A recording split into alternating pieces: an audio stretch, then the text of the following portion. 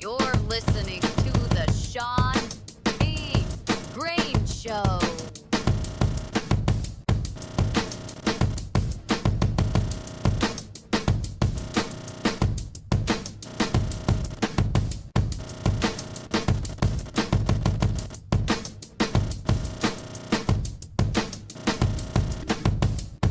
What's up, everybody? Shawn P. Greene. Once again, I'm here in my home studio. And I'm dressed down quite a bit. I don't know if you can hear me over this music, but I don't even know. I can't, I'm not even minding the sound. So I don't know what's going on behind me. Anyways, I'm the Shawn P. Greene. The Shawn P. Greene Show. Welcome to listening and watching my episode here. I'm streaming this time on both platforms, Rumble, YouTube, Twitch. And I think I could do, I'm not linked to a Facebook page for some reason. But I don't have that hooked up tonight, so I'm just trying to mess around, but I do want to talk about a couple things, namely this welfare situation coming up and all these people inciting violence because they're losing their stamps, and also, you know, that nasty crash that happened just a couple days ago where that semi plowed through 3 vehicles. I believe it was in California, by a immigrant, if I'm not mistaken. I don't have all my facts on this one, but they do not have licenses for this, or if they do have it, as far as I understand, they were not trained well in it. So they got a license, just a hand-me-down license, so that they can drive, but they're not qualified, and some of them are not even legally able to be in this country. And yet we have people that are, you know, driving around this country on major roads. So I'm going to get to it in a second. Let me just make sure. I'm looking at my sound real quick here. Checking out the live broadcast here. We have, okay. We have people that are, stand by, you know, driving around this. All right. So I don't want to repeat myself, but I do want to get into an article that I just posted on my Facebook. I'm sorry, on my website, the Shawn P. Greene Show. Go to ShawnPGreene.com and you'll be able to see it. And I'm going to bring it up, and we're just going to look at it. And this is actually like the history of welfare in the United States. Basically, it's only about less than 100 years old. And yet, you know, it's a staple in this society. And people that are dependent on this welfare system are up in arms over the fact that November 1st, or whatever, the 3rd, they will not be able to receive that I posted. If my computer doesn't slow down, I'm going to go to the article that I posted. And here it is. Go to my posts, go to ShawnPGreene.com. It's not the best processing speed on my computer. Again, if you want to donate, go ahead and donate. And there's no shortage of people asking for donations. People are asking for money everywhere. So people are doing it in the form of, you know, YouTube, Facebook, and I'm one of them. You know, whatever. Go Give Sun Go or PayPal or Cash App or any other type of system that you can use to receive money, donations of any kind. nonprofits, um, religious institutions, bunch of religious institutions that are also able to take donations. So there's a lot of options. So I want to just do a brief history. Okay, that's the title of my blog post tonight. A brief history on social safety net. Okay, and I'm gonna use my glasses for this one, just because it's better. So the modern U.S. public assistance system is rooted in 1930s. Like I was telling you my last episode about the Great Depression, Franklin Roosevelt. It was a hand up during a very difficult time. It was the part of the New Deal. Okay, the Act of 1935, signed in August 14th, 1935, provides for general welfare by establishing a system of federal old age benefits. So you have Social Security, you got a lot of other things. Let's see, this one's called Aid to Dependent Children. ADC was created. All right, these are all sources that are linked to this, so you can look at it yourself if you'd like. I used Chat GPT. Yes, I cheated, but I tried to give you something that was digestible. All right, cash assistance or welfare, 1930s also. They set benefit levels within limits, and they defined the need. Nowadays, we do have a system that defines the need before they hand out money. But some people are taking advantage of it basically by saying, they get fired from their job, they don't want to work, or whatever the situation is, because it's cheaper to not work. It's cheaper to stay home than to work minimum wage. Some people might not have a livable wage, and it's easier to just stay home, do nothing, collect your benefits. So that's what's happening now. Back then, there's a legitimate reason why these things were happening. The Great Depression, which we did not live through, had a very serious time of their life, trying to overcome stock market crash, post World War I, pre World War II, just that funky era that we were living in the United States. So the 20th century, one of the principal cash welfare programs. Okay, again, I said aid to families and dependents. All right, you can read this on your own. I'm just going to go over it briefly. The Nutrition Assistance Program, or food stamps as they call it, all right, was also a part of this system. 1939, the first food stamp transactions occurred. USDA.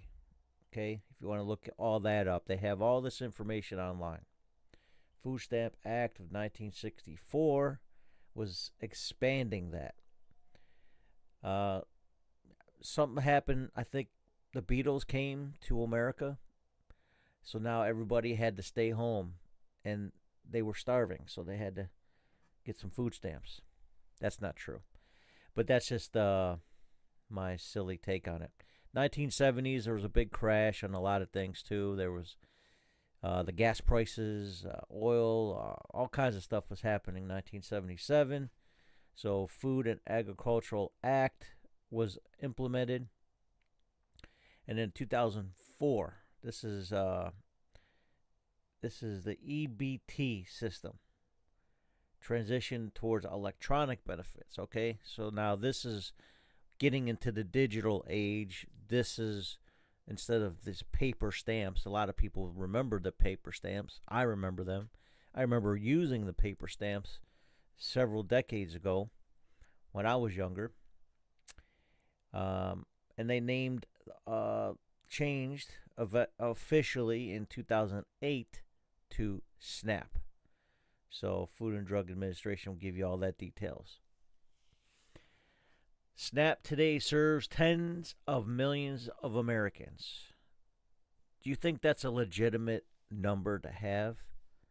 Okay. This is up for debate. Make comments on any platform you're watching this on. I'm fine with that.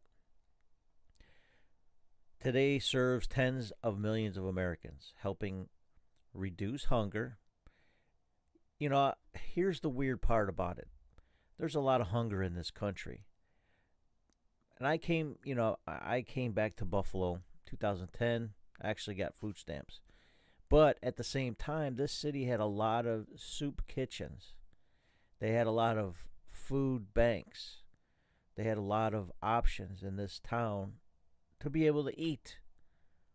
And I'm not talking about overeating. I'm just saying just have a decent warm meal every now and then. You go to the city mission downtown. You go to other shelters that were willing to help outsiders.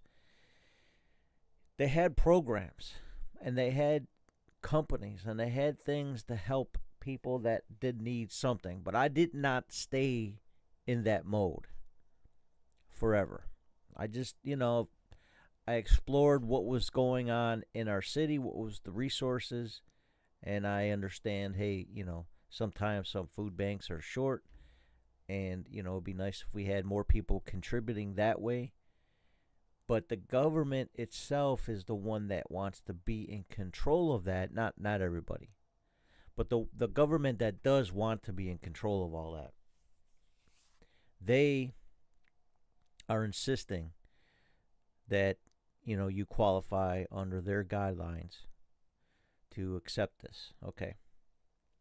To accept the way their standards are.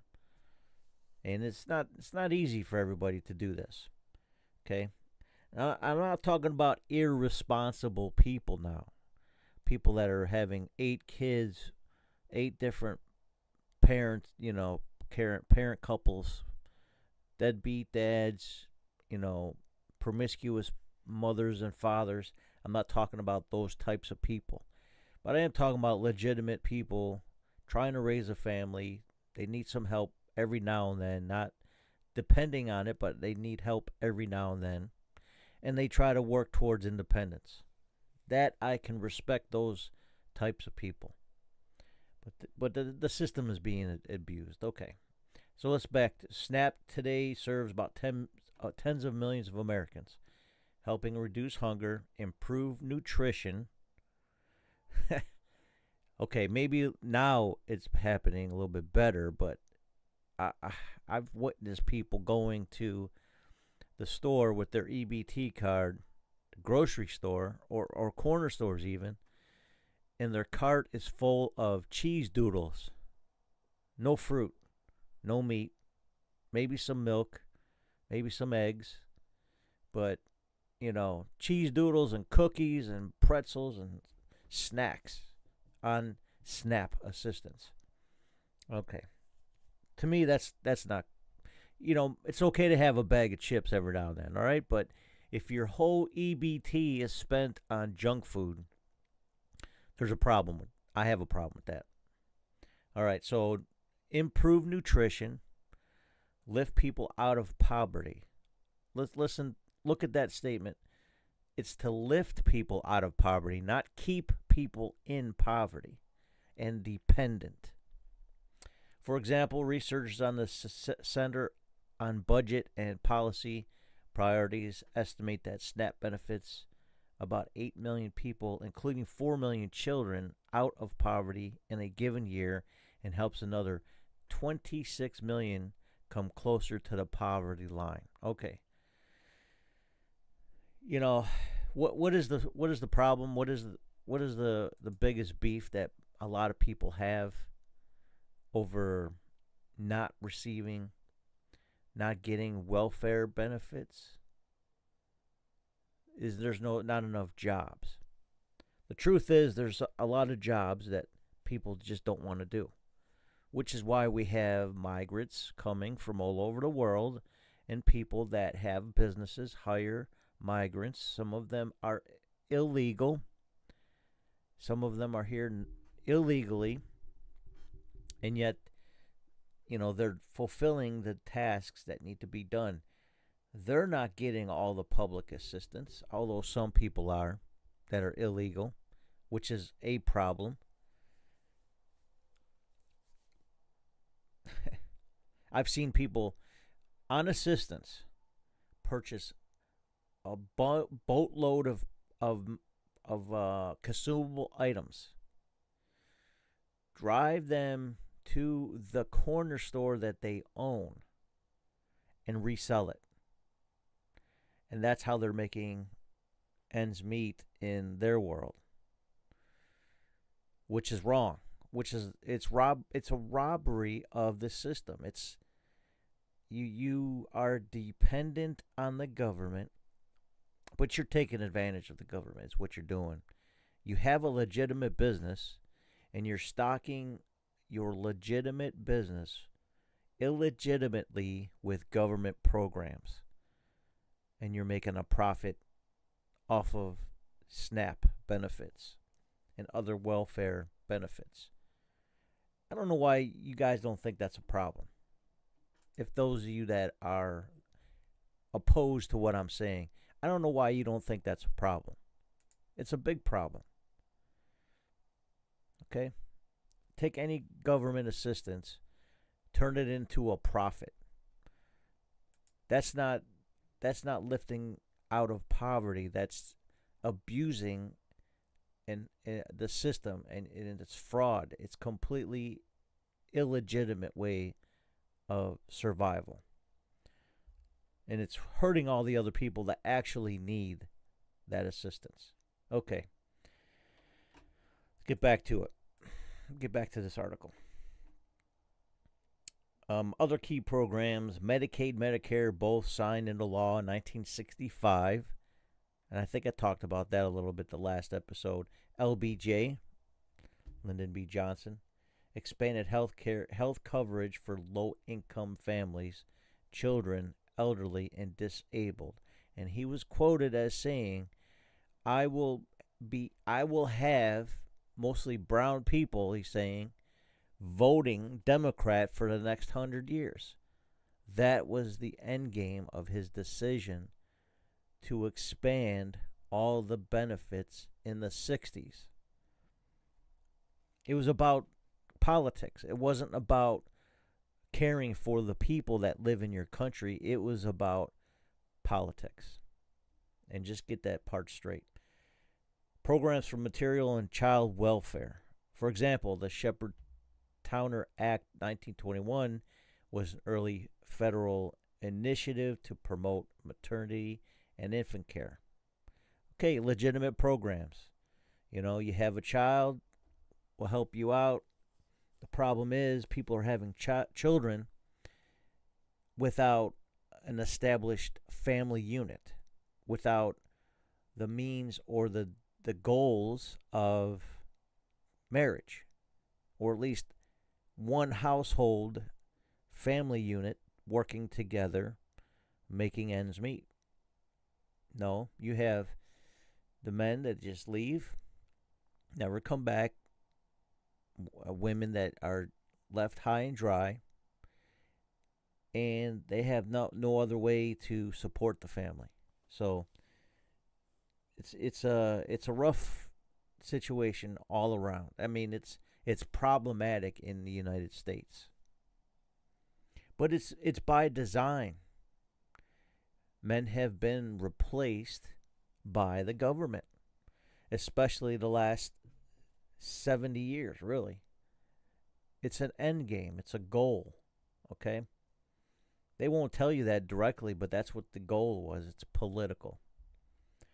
All right, so over time, the U.S. welfare state assistance had grappled with evolving social, political, and economic pressures. So 1960s, 1970, growth and expansion. These are the trends, changes, and tensions. So it goes on a little bit more about details of these programs, how some reforms came up in the 80s and the 90s. Nutrition assistance also continues to be debated. Here's a problem. Why can't I have my bag of chips on my EBT card? Whatever. Modern era and recent developments, U.S. continues to confront food insecurity, poverty, disparity, and access to assistance. Here's a thought. Why don't you have places that are food deserts? We have one in particular in Buffalo, New York, that we had a shooting 3 years ago. That's in what they consider a food desert, part of our city. I moved into an area that has, in walking distance, 2 branches of a grocery store, and a third one within 2-mile driving distance. Okay, and that's just groceries. I can walk to the other ones. And there's also fast food places. Of course, the unhealthy McDonald's is not really the best. I prefer Wendy's, which we do have. There's a Dollar General. Of course, a lot of that's loaded with all the junk food that you can ever want, above and beyond canned goods, even some things that are not full of preservatives. But it's a food desert in that area of Buffalo that the shooting took place on Jefferson Avenue. One grocery store, and then they took away, just recently, they just closed down one downtown. Well, there's no grocery stores downtown Buffalo. So we have a lot of food deserts. And, there's a lot of people that are jobless. Some people have homes that are living off of the system because they don't. Again, men have been lessened in the family unit over the years, last 70 years. Why this matters, though. This is important to get down to these situations. Public assistance programs play a dual role. They provide immediate relief. So it's really designed for emergencies, not dependency long term, but for emergencies. Highly recommend it. I think it's important that we think, how can we help people immediately? But to have this for 30 years is a corrupt way of living. It's foul. You got a lot of people, I've seen a couple of TikToks of people that are just mad if they ain't going to get their food stamps. And a lot of them cry racism if you don't pay for them for their mistakes.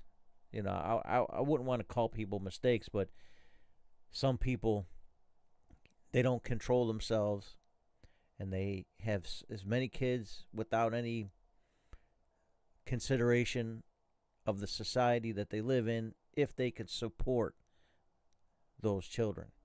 Again, it takes 2 mother, father, family units to help make that work properly. But, if you need assistance, emergency assistance, man, by all means, go for it.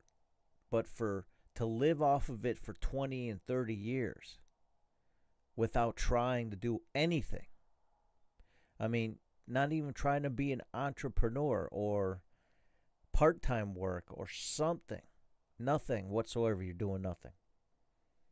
That's problematic in America. Why it matters. Public assistance programs play a dual role. They provide immediate relief, food, cash, health services, and invest in human capacity, nutrition, education, health, opportunity. Education is a good part of the programs if people are actually listening. Most of the people just get through an educational moment and just like, whatever. I'm not saying everybody. I'm not saying most. I'm saying some people. The bad apples. There's bad apples in every bunch. All right, so Food stamps were available earlier had higher high school completion rates and better adult outcomes. Well, praise God for that. That's really what it's for. It's to help disenfranchised, disproportionately wealthy people to get them up so that their children can have a better future. But this is 70 years. If we just say conservatively every 20 years, the mother, the daughter, sons, the next 20 years, okay, now they're on the system, okay? Then they have children.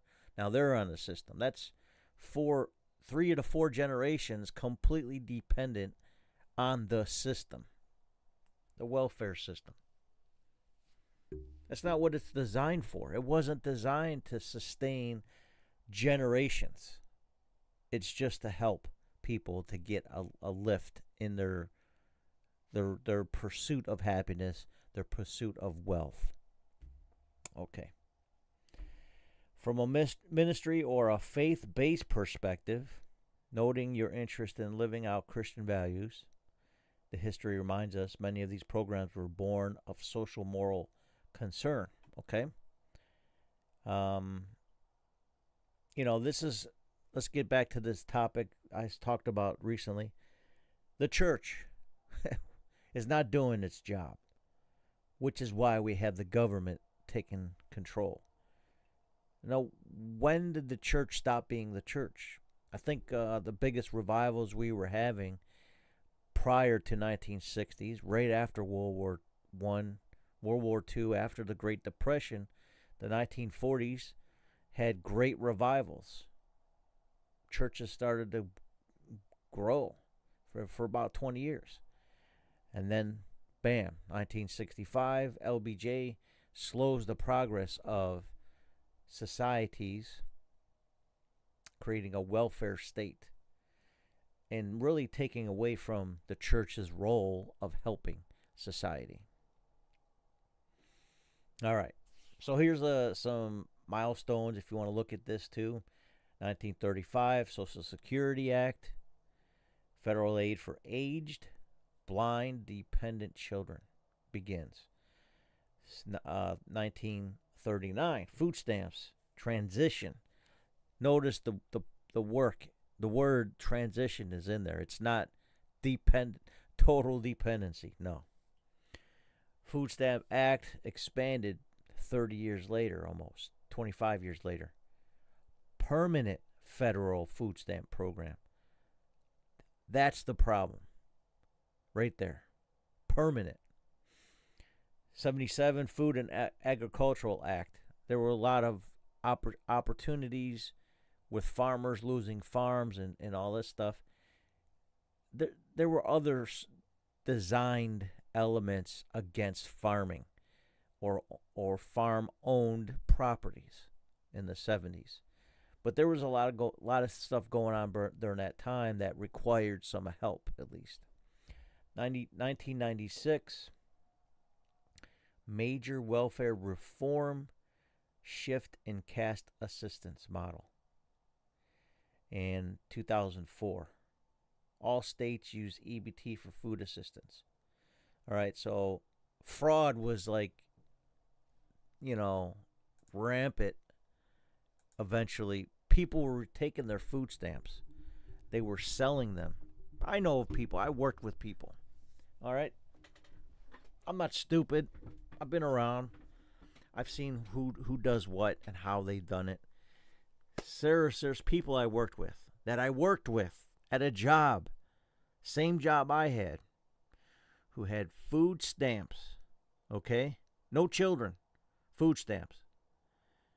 And they took their food stamps and they sold them, not digitally, but they took their EBT card, whatever they earned, and they got cash back from that and gave the food stamps money to someone else. Sometimes they would, for instance, if they would get $200 of food stamps in a month, they would sell the food stamps for $100 or $150, and that would give them an extra 100 to $50 of food stamps for the purchaser.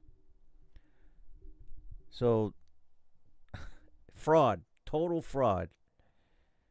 Did I sound the alarm? No, but I knew it was wrong. I would never have done that to somebody. When I was helping or being helped myself, while I was in the home, I was also assisting purchasing some food with the people that I was staying with. So, but it wasn't meant for me to be dependent on that. And it wasn't meant for me to be fraudulent in use of those benefits. It was a temporary fix. I got on my feet. Little by little, I started increasing my situation. That's what you're supposed to do. Not supposed to live off of that the rest of your life. That's not what it was meant for. All right. Social Security, okay, it was a different benefit for those that were special needs or elderly or whatever, disabled of some sort. That's a different program altogether. But I worked and I paid into that. So I get those benefits based on what I worked into it. Some people don't even work into any tax money. They get all their money at the end of the year of their, if they work, they get a W-2s, and then they get all their money back. Some might pay into Social Security and Medicaid and all that. But some people are not doing any work, and they just get benefits, and they're paying into nothing. They're paying into nothing. Their housing is subsidized. They don't pay into anything. They don't have a paycheck. They haven't had a paycheck in 30 years. They have not contributed to anything. They basically take whatever government money they have and put it right back into society. And that's it. They pay for all the independent companies that benefit from your use of whatever you're using. Housing, clothing, food, utilities, whatever. All right, so I digress. I do have all the sources from this article that I wrote on this, if you want to look at the sources, because sources matter. I'm not making it up, but ChatGPT suggested all these sources to look up if you want to look at them. I recommend it. It's a beneficial tool for understanding where you stand as a citizen of the United States of America. So, and one more thing I just want to talk about now. I'll shut my mouth. I want to talk about the incident. I don't know if I can pull it up or not. The incident, and I'm making commentary, so fair use. Nobody can say anything bad about me. So the fair use is a very important aspect of commentating and podcasts and whatever. We have a fair use. Okay. But there are some video clips. I'm not going to put it out there because people died. So I'm not going to get it too graphic with this broadcast. But search for it. They have videos of this gentleman, if I can call him a gentleman, that killed, I think it was at least 3 people.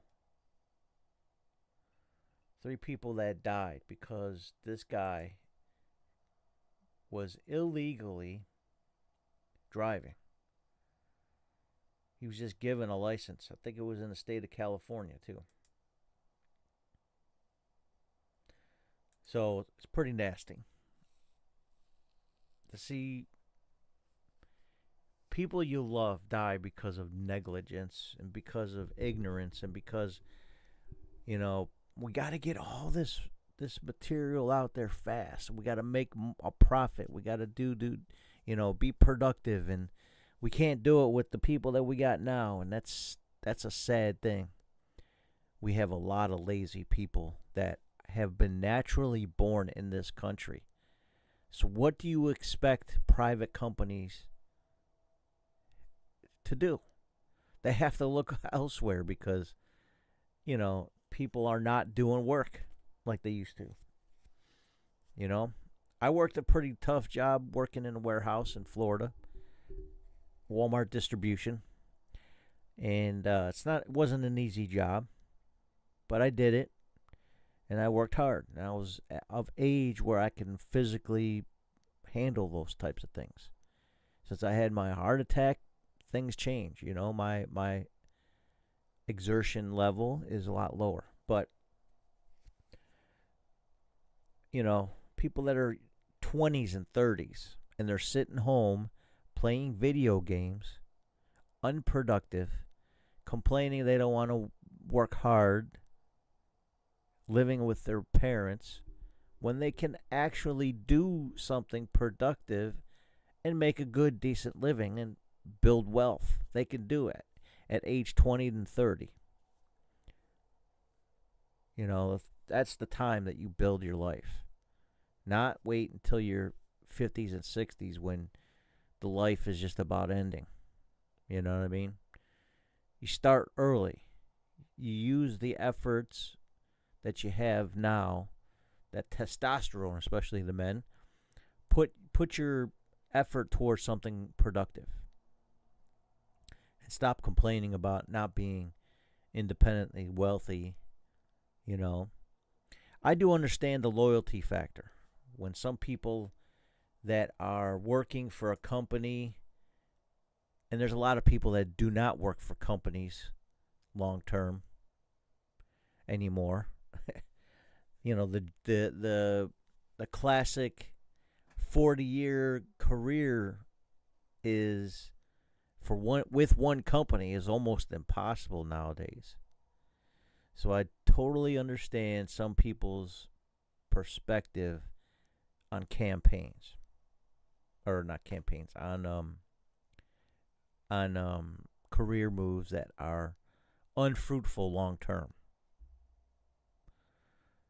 So don't think that I don't understand, because I do.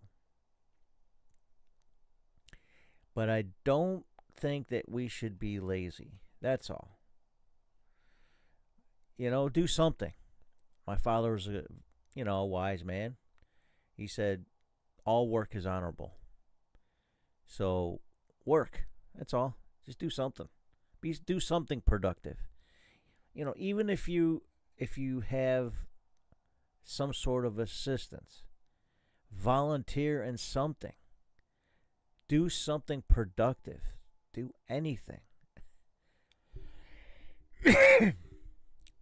Something that contributes to society in some way or form. Something that can inspire somebody. Me personally, I enjoy teaching Bible studies at my church. I enjoy it.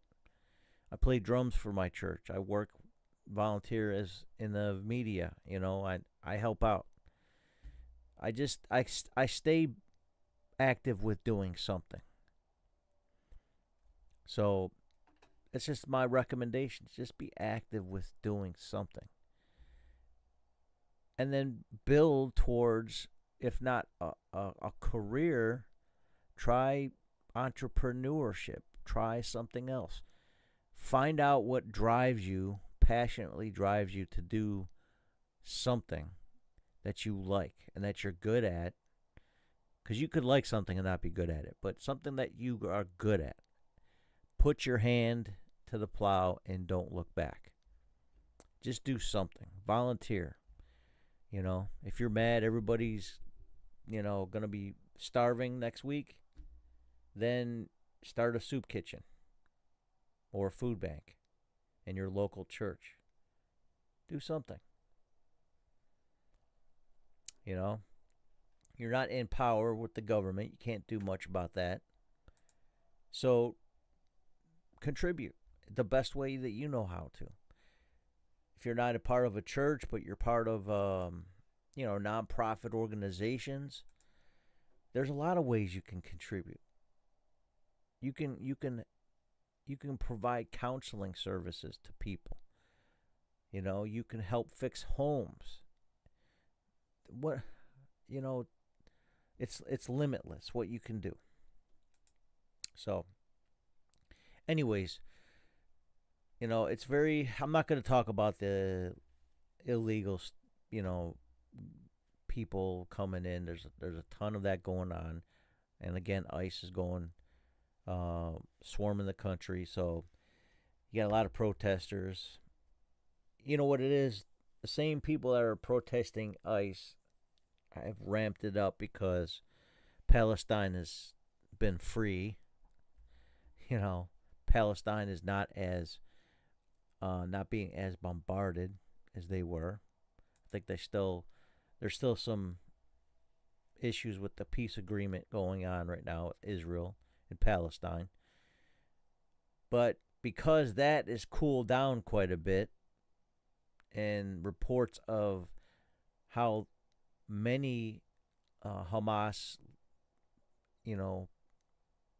I don't know what you would call them, people are persecuting their own Palestinian fellowship, or citizens.